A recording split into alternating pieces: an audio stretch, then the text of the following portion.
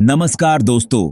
तुगलक वंश के संस्थापक गियासुद्दीन तुगलक का असली नाम गाजी तुगलक अथवा गाजी बेग तुगलक था।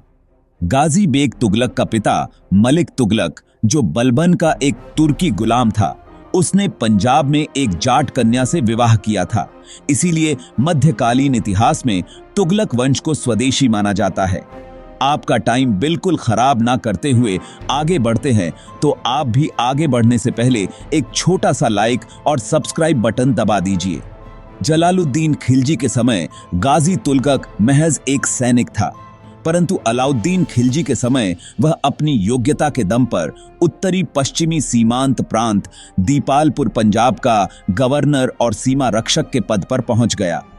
उसने मंगोल आक्रमणों के विरुद्ध सफलता हासिल की, काबुल तथा गजनी पर आक्रमण किए और मंगोलों के अधीन क्षेत्रों से राजस्व वसूल किए। गाजी तुगलक ने 8 सितंबर 1320 ईस्वी को खुसरव शाह की हत्या कर दी और गियासुद्दीन तुगलक के नाम से दिल्ली के सिंहासन पर बैठा। सुल्तान मुबारक शाह खिलजी और खुसरव शाह दिल्ली सल्तनत की व्यवस्था और गरिमा दोनों को नष्ट कर चुके थे। सरदारों तथा दरबारियों में विलासिता और अकर्मण्यता आ चुकी थी। नागरिकों के मन में सुल्तान के प्रति सम्मान कम हो चुका था। प्रांतों में विद्रोह हो रहे थे। सिंध का गवर्नर स्वतंत्र सुल्तान बनने के सपने देख रहा था। राजपूतों ने चित्तौड़, नागौर तथा जालौर के दुर्गों में अपनी शक्ति बढ़ा ली थी। दक्षिण में प्रशासनिक व्यवस्था नियंत्रण से बाहर हो रही थी। मुबारक शाह और खुसरव शाह के द्वारा सरदारों तथा जनता में अत्यधिक धन वितरण करने के कारण राजकोष खाली हो चुका था। भू राजस्व भी सुगमता से प्राप्त नहीं हो रहा था। लिहाजा गियासुद्दीन तुगलक आर्थिक संकट से घिर चुका था। गियासुद्दीन तुगलक ने आर्थिक नीति का आधार संयम, संख्ती और नरमी के बीच संतुलन स्थापित करना था। इसलिए उसने मध्यपंथी नीति अपनाई, जिसे रस्म मियाना कहा गया। मध्यवर्ती जमींदारों, विशेष से मुकद्दम तथा खूंतों को उनके पुराने अधिकार लौटा दिए गए। लगान निश्चित करने में बटाई और नस्क प्रथा का प्रयोग फिर से शुरू कर दिया गया। उसने ऋणों की वसूली बंद करवा दी, भू राजस्व दर 1/3 किया तथा सिंचाई के लिए नहरों का निर्माण करवाया। सिंचाई हेतु नहरों का निर्माण कराने वाला गियासुद्दीन पहला सुल्तान था। गियासुद्दीन ने आदेश दिया कि भू राजस्व एक बार में 1/11 से ज्यादा न बढ़ाया जाए। अमीरों को पद देने में वंशानुगत के साथ साथ योग्यता को भी आधार बनाया गया। इसी वर्ग से गवर्नरों को चुना जाने लगा ताकि इजारेदारी को समाप्त किया जा सके। अगर अभी तक आप चैनल को सब्सक्राइब नहीं किए हैं तो प्लीज अभी कर लीजिए। उसने आर्थिक अपराधों तथा ऋण वसूली के लिए दिए जाने वाले शारीरिक दंड की प्रथा को त्याग दिया। भू राजस्व में राज्य की मांग का आधार हुक्म ए हासिल पैदावार के अनुरूप के हिसाब से तय किया गया, जिसमें फसल के नुकसान को समायोजित करने के प्रावधान थे। गियासुद्दीन ने अलाउद्दीन खिलजी की तरह कोई मंडी सुधार नहीं किया, बल्कि अक्तादारों को निर्देश दिया कि कोई भी किसी सैनिक के वेतन तथा भत्ते का दुरुपयोग न करें।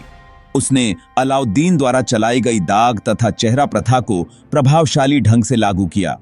इसी के साथ यातायात व डाक व्यवस्था में सुधार कर तीव्र बनाने का श्रेय गियासुद्दीन को ही जाता है। गियासुद्दीन ने अपनी सेना को इस प्रकार से सुसंगठित किया कि महज 2 वर्ष के भीतर ही उसने दक्षिण में सैनिक अभियान भेजने की योजना बना ली। सन 1323 ईस्वी में उसने अपने बेटे जौना खां उर्फ उलूग खां मोहम्मद बिन तुगलक को दक्षिण भारत में सल्तन के प्रभुत्व की पुनर्स्थापना के लिए भेजा। राजमुंदरी के अभिलेखों में जौना खां उर्फ उलूग खां को दुनिया का खान कहा गया है। दिल्ली सल्तनत की अव्यवस्था का लाभ उठाकर वारंगल के शासक प्रताप रुद्रदेव ने स्वयं को स्वतंत्र शासक घोषित कर लिया था और सल्तनत को कर देना बंद कर दिया था। ऐसे में गियासुद्दीन ने अपने बेटे जौना खां को एक विशाल सेना के साथ वारंगल अभियान पर भेजा। उलूग खां ने न केवल वारंगल को जीता, बल्कि मार्ग में उसने बीदर तथा अन्य किलों को भी जीत लिया। प्रताप रुद्रदेव तथा उसके संबंधियों को कैद कर दिल्ली भेज दिया गया, जहां कारागार में ही प्रताप रुद्रदेव ने आत्महत्या कर ली। जौना खां ने वारंगल के काकतीय एवं मदुरा के पांड्य राज्यों को विजित कर उसे दिल्ली सल्तनत में मिला लिया। तेलंगाना का नाम सुल्तानपुर रखा गया। गियासुद्दीन तुगलक का अंतिम सैन्य अभियान बंगाल के विरुद्ध था, जहां बलबन के पुत्र बुगरा खां के समय से ही बंगाल को स्वतंत्र घोषित कर दिया गया था। उसकी मृत्यु के पश्चात उसके पुत्रों में उत्तराधिकार का संघर्ष होता रहा। बंगाल के कुछ अमीरों ने सुल्तान गियासुद्दीन से निवेदन किया कि वह बंगाल में होने वाले अत्याचार का अंत करे। ऐसे में गियासुद्दीन ने बंगाल को अपने अधीन कर दक्षिणी तथा पूर्वी बंगाल को दिल्ली राज्य में सम्मिलित कर लिया। सुल्तान ने बहराम खां को बंगाल का सूबेदार नियुक्त किया। सिक्कों पर गियासुद्दीन के नाम लिखवाए गए। खुसरव शाह जब सुल्तान था तब उसने सूफी संत निजामुद्दीन औलिया को 5 लाख टंका की धनराशि भेंट दी थी, लेकिन गियासुद्दीन ने निजामुद्दीन औलिया से भी पैसे लौटाने को कहा ताकि उस धनराशि को वापस खजाने में जमा कराया जा सके। सूफी संत निजामुद्दीन औलिया ने पैसे तो नहीं लौटाए, बल्कि उस सूफी संत और सुल्तान में मनमुटाव पैदा जरूर हो गया। सुल्तान जब बंगाल में था तभी उसे सूचना मिली कि जौना खां अपने समर्थकों की संख्या बढ़ा रहा है तथा सूफी संत निजामुद्दीन औलिया का शिष्य बन गया है। इसके बाद सुल्तान ने जौना खां उर्फ उलूग खां तथा निजामुद्दीन औलिया को दिल्ली पहुंचकर दंड देने की धमकी दी, जिसके बारे में सूफी संत निजामुद्दीन औलिया ने कहा कि हुनूज दिल्ली दूर अस्त, अर्थात दिल्ली अभी बहुत दूर है। अभी तक आप चैनल को सब्सक्राइब कर ही लिए होंगे, अगर नहीं किए हैं तो प्लीज अभी कर लीजिए। सुल्तान गियासुद्दीन तुगलक शीघ्रतापूर्वक बंगाल से वापस लौटा तब जौना खां ने स्वागत समारोह के लिए सुल्तान की नवीन राजधानी तुगलकाबाद से 8 किलोमीटर दूर अफगानपुर में एक लकड़ी का महल बनवाया। यह महल कुछ इस प्रकार से बनवाया गया था कि हाथियों के द्वारा एक विशेष स्थान पर धक्का देने पर वह गिर सकता था। भोजन के पश्चात उलूग खां ने सुल्तान से बंगाल से लाए गए हाथियों के प्रदर्शन की प्रार्थना की। सुल्तान की आज्ञा से हाथियों का प्रदर्शन शुरू हुआ। इस दौरान हाथियों के धक्के से वह लकड़ी का महल गिर गया, जिसमें दबकर 1325 ईस्वी में गियासुद्दीन तुगलक की मृत्यु हो गई। तुगलकाबाद फोर्ट में ही सुल्तान ने अपने लिए जो कब्र बनवाई थी उसी में उसे दफना दिया गया।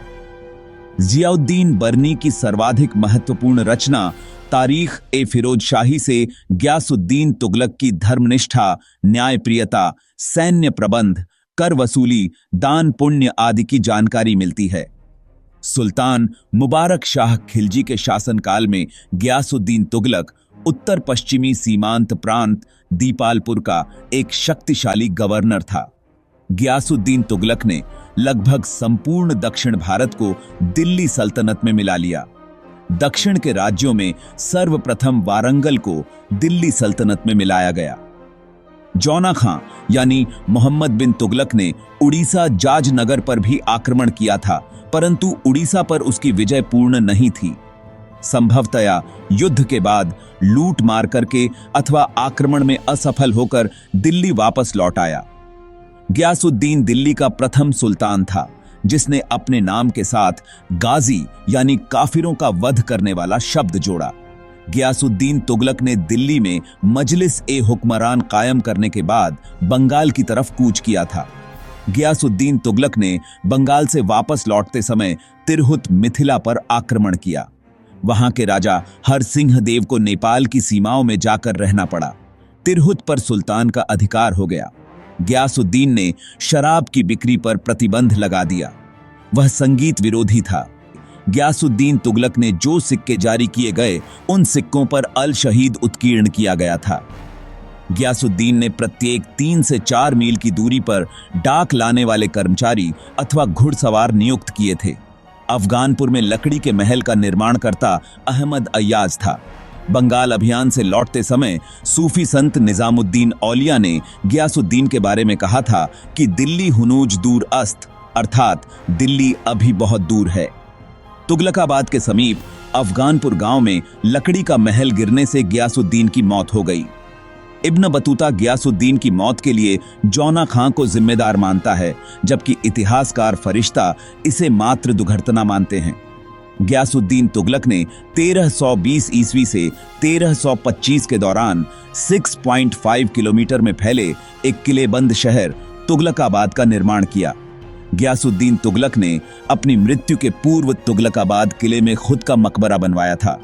गाजी तुगलक, जो बाद में गयासुद्दीन तुगलक बने, ने अपनी सैन्य योग्यता और प्रशासनिक क्षमता के बल पर उत्तरी पश्चिमी सीमांत प्रांत दीपालपुर पंजाब का गवर्नर और सीमा रक्षक का पद हासिल किया। मंगोल आक्रमणों के विरुद्ध सफलता प्राप्त कर उन्होंने काबुल और गजनी पर आक्रमण किए और मंगोलों के अधीन क्षेत्रों से राजस्व वसूली की। 8 सितंबर 1320 ईस्वी को खुसरव शाह की हत्या कर गयासुद्दीन तुगलक दिल्ली के सिंहासन पर बैठे।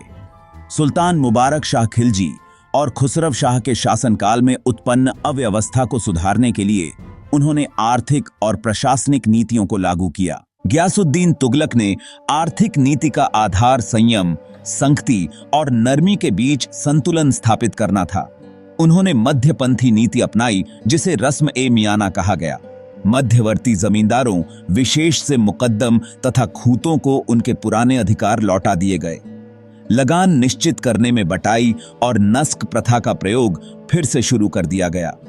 ऋणों की वसूली बंद करवा दी गई और भू राजस्व दर 1/3 कर दी गई। सिंचाई के लिए नहरों का निर्माण करवाया गया, जिससे वह सिंचाई हेतु नहरों का निर्माण कराने वाले पहले सुल्तान बने।